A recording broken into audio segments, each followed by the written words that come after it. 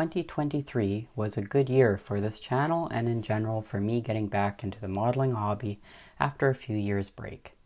I built several dioramas, bought a very useful tool, and took on some projects on my N-scale model railroad that had been nagging me to get done forever.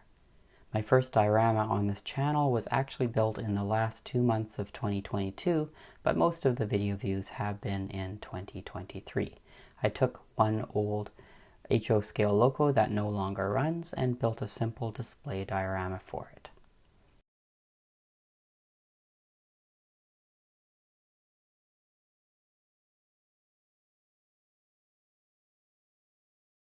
For my birthday in April, I decided to take the big leap into 3D printing and bought my first 3D resin printer, an Elegoo Mars 3. It's so far paid off in many ways in my diorama and model railroad projects. My next diorama has been my biggest both in size, complexity, and time it took to complete. When I was in Japan in November 2022, I took a photo of this abandoned Japanese shops building and had to model it. Lots of small details, many of them printed on my new 3D printer.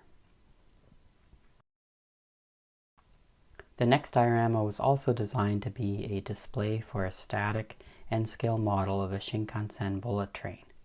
This is a diorama of the famous Seikan underwater tunnel that links the islands of Hokkaido and Honshu in Japan, specifically the tunnel portal on the Honshu side. My final diorama of 2023 is from my childhood's favorite TV show.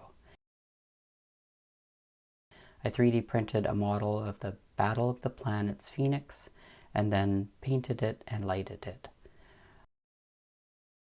I've also built a diorama for it, video of the build to come later in the new year.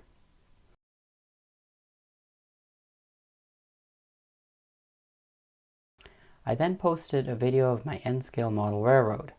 I was so surprised when the video took off, and as of the filming of this, it has had over 10,000 views and has gained me almost 100 subscribers. Spurred on by this interest in my model railroad, my next few projects were model railroad related.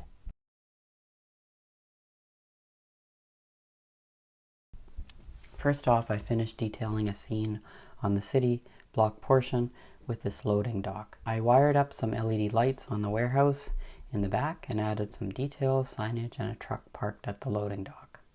This scene, however, reminded me that I need to get a macro lens for my phone. Another bigger project was to power my turnouts with servos. That meant building a control panel with switches and LED lights.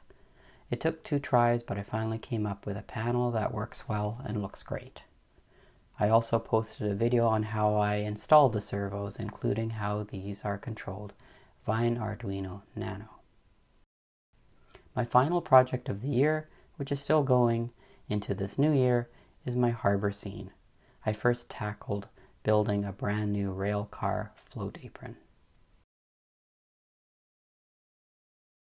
I then proceeded to strip down the car float that I had and redid all the rails with proper 3D printed rail clamps, as well as added 3D printed hatches and tie-down cleats.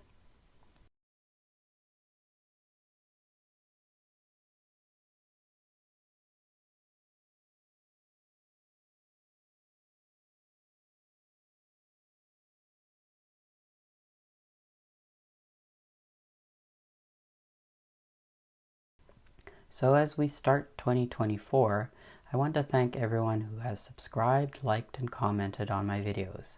Your support means the world to me. Pacific Coast Miniatures has grown to over 400 subscribers and almost 50,000 views in a little over a year.